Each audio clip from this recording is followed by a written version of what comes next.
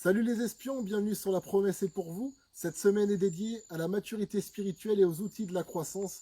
Nous avons pu mettre en lumière différents outils, à savoir la parole de Dieu, la prière, l'église, la pratique. Aujourd'hui, pour la dernière vidéo de la semaine, nous aimerions parler d'un autre outil de la croissance qui nous va nous sembler sûrement paradoxal, mais qui est tout autant divin. C'est la croissance par la diminution. J'aimerais vous lire une parole dans l'évangile de Jean, non pas la parole de l'apôtre Jean, mais la parole du prophète Jean-Baptiste. Dans Jean chapitre 3, à partir du verset 27. Jean répondit, « Un homme ne peut recevoir que ce qui lui a été donné du ciel.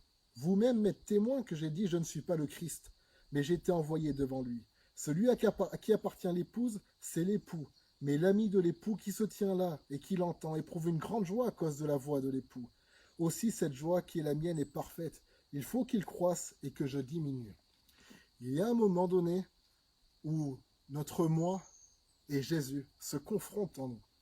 Le moment où Jésus a commencé réellement à se révéler en nous, il y a un moment où il va falloir décider. Fut un temps, il est dit, et c'est dans ce cadre que ce passage apparaît, où Jean baptisait encore et Jésus baptisait. En réalité, ce n'était pas lui mais ses disciples. Mais on disait que Jésus baptisait plus de disciples que Jean. Il y a eu comme les gens ont voulu créer une confrontation, une dualité. Et Jean a démontré non, il n'y a pas de dualité, il y a une unité qui est complète. Il est l'époux. À lui appartient toute chose. Lorsque tu vas manifester le royaume de Dieu dans ta vie, il y a un moment donné où les gens vont peut-être se demander, bon, bah alors, c'est pas Jésus, c'est toi qui fais. Il faut que tu puisses te mettre en retrait et dire non, c'est Jésus. Même l'œuvre qui vient de moi, même ce qui sort de mes mains, c'est Jésus qui l'a fait. C'est l'Esprit de Christ en moi qui l'a fait, qui a utilisé mon corps. J'étais ce canal. Mais l'épouse, toute l'œuvre, tout ce qui est bon, tout don parfait vient de Dieu, tout don parfait vient du ciel. Tout ça appartient à l'époux qui est Jésus.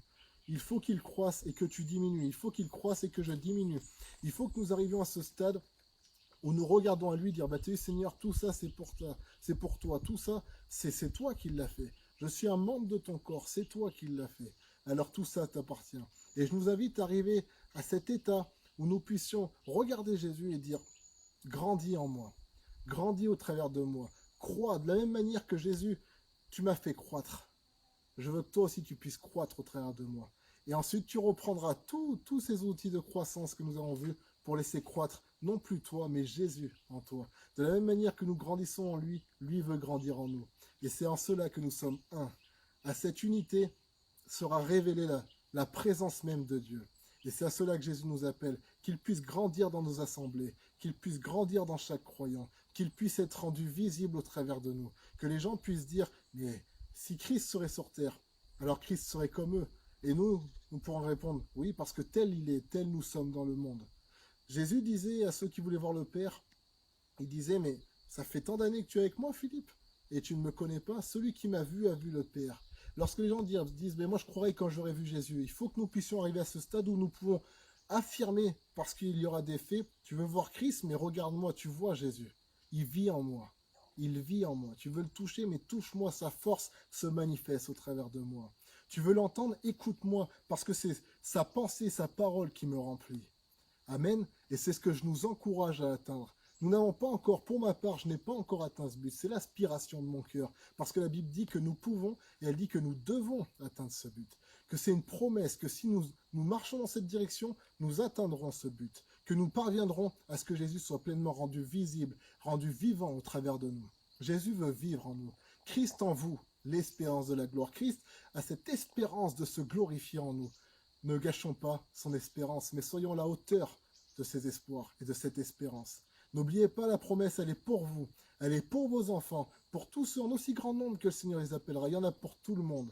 Ne loupez pas cette promesse. Christ veut vivre en vous. Priez, dites-lui, remplis ma vie, grandis en moi, que je diminue, que tu crois, Seigneur. Comme Jésus a fait, non pas ma volonté, Père, mais la tienne. Des fois, on constatera que notre volonté colle avec celle de Dieu. Des fois, elle ne colle pas. Sachons nous abaisser pour qu'il soit élevé. Et celui qui s'abaisse, à son tour, sera élevé. Soyez bénis. On se retrouve rapidement pour une nouvelle série de La Promesse est pour vous. À bientôt.